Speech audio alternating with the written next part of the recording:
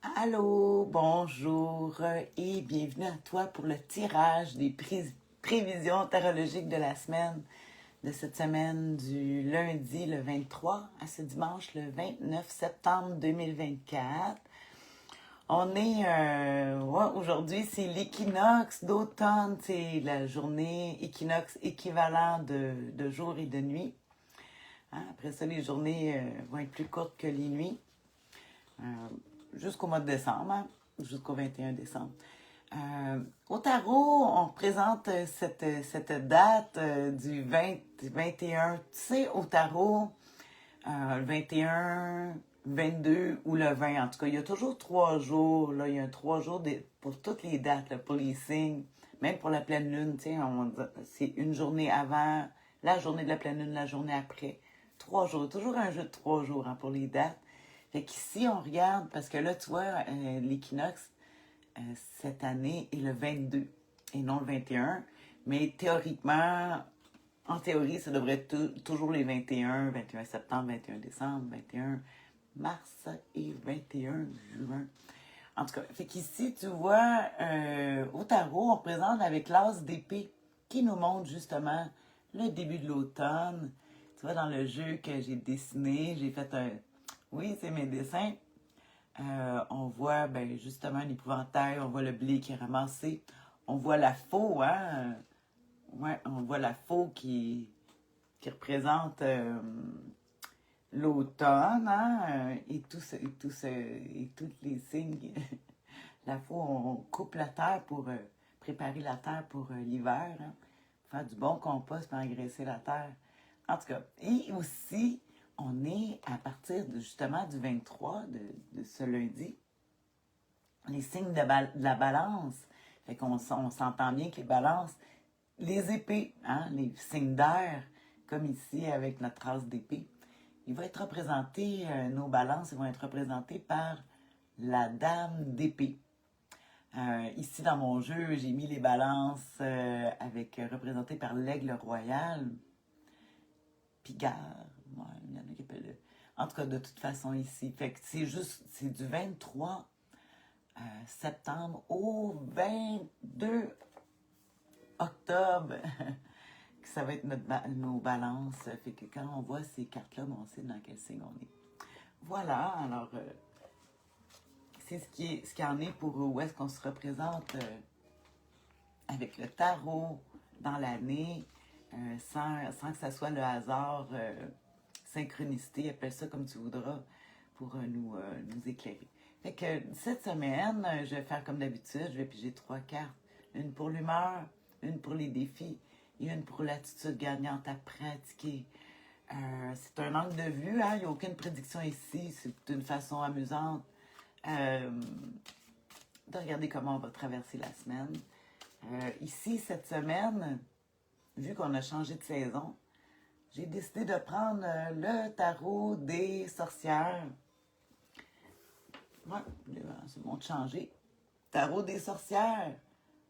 Ah, c'est écrit à l'envers. En tout cas, tarot des sorcières, ça donne bien avec la sorcière bien-aimée du Nord.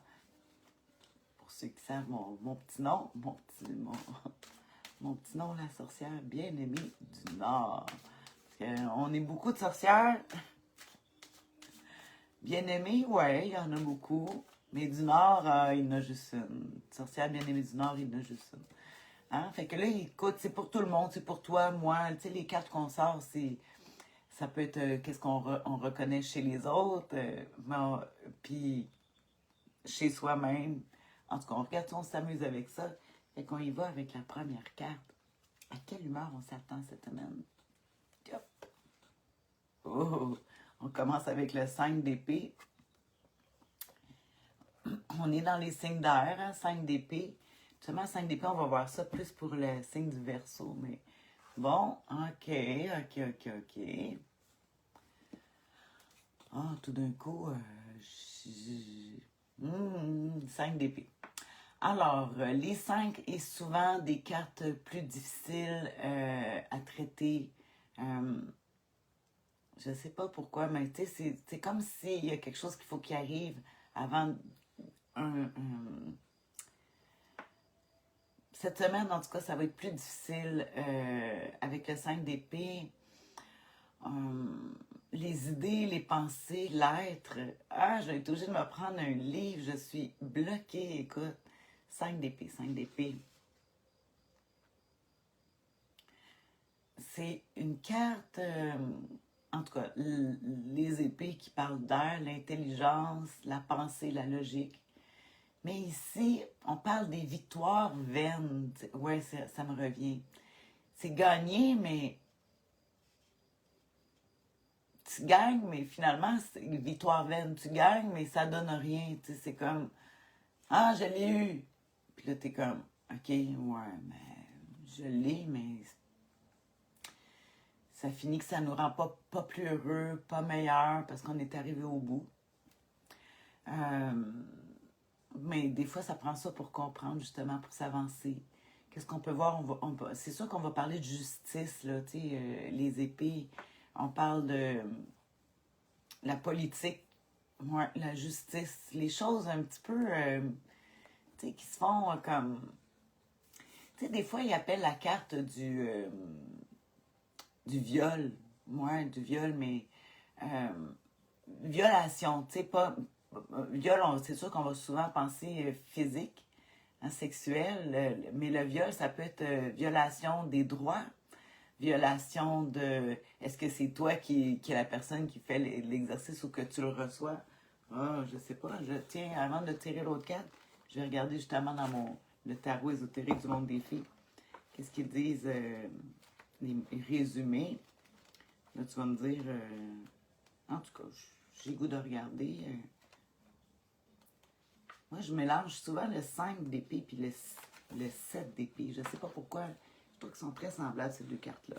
Fait qu'ici, hein, j'ai le 5 d'épée qui nous dit, je vais regarder juste les mots-clés, là, et non toute la signification.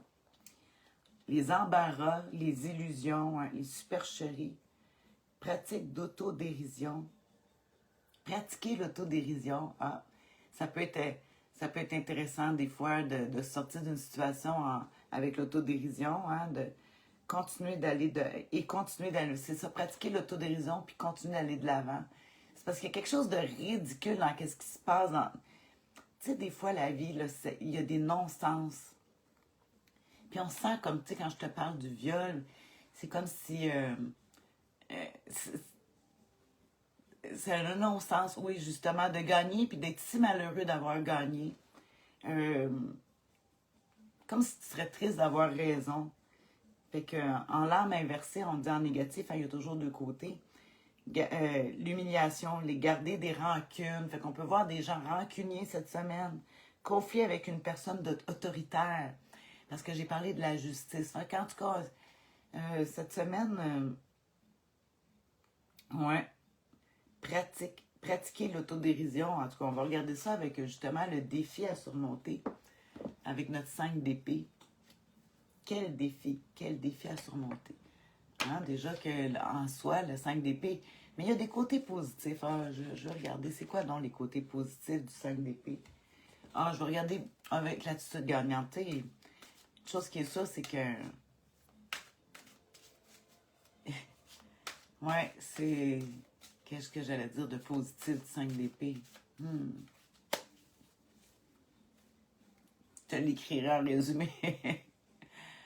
Je la trouve difficile. On voit des gens qui tombent, c'est l'illusion, peut-être voir clair, en tout cas, accepter des réalités difficiles. On va regarder justement le défi à surmonter avec notre 5 d'épée. Oh, la lune! Oh, oui. Fait que là, quand on parle des illusions, tu sais, ça en parlait avec le 5 d'épée. On vit dans une grande illusion. Puis c'est sûr que la lune va nous amener justement les émotions. On va voir la déprime, on va voir être très nostalgique. On parle beaucoup du passé avec la lune. Tu sais, je dis le 5, c'est comme une transition parce que tu vois, il y a un papillon ici. Ça me fait beaucoup penser à la carte de l'arcane sans nom, la mort, le 5 d'épée. C'est comme si c'est une victoire, mais vaine, en tout cas. Puis ici, on arrive avec la lune qui dit toujours que l'éclairage de la lune est trompeuse, qu'encore là, on ne peut pas se fier à ce qu'on voit. Il y a beaucoup d'illusions. Tout le monde, on ne met pas en avant nos défauts. C'est sûr qu'on met plus nos qualités, puis les défauts, puis les côtés moins beaux, on les montre moins. Et parfois, ça montre juste une grande illusion. La lune, ouais, comme je dis, la lune, le défi à surmonter. La famille, le foyer. Tu sais, si on est avec un 5 d'épée, la famille, le foyer, c'est assez, ouais, nébuleux. L'éclairage de la lune est trompeur. Si on regarde ici la lune, on la voit, la lune est en lune décroissante. On est justement en lune décroissante pour cette semaine. Fait que la lune décroissante va nous amener à, ouais, vraiment, on s'en va, on le sait, tu sais, c'est l'automne, on commence, on le sait qu'on s'en va vers les grandes noirceurs. Peut-être que c'est ça qui nous affecte aussi mentalement, psychologiquement. Puis, comme ils disent, faut rire de soi-même, de la situation, rire du mal en quelque part, puis essayer de passer par-dessus. On va regarder justement, tiens, je vais y aller avec la dernière carte, le conseil, l'attitude gagnante à pratiquer cette semaine avec nos cartes difficiles émotivement cette semaine avec la lune, s'accrocher au passé, hein, puis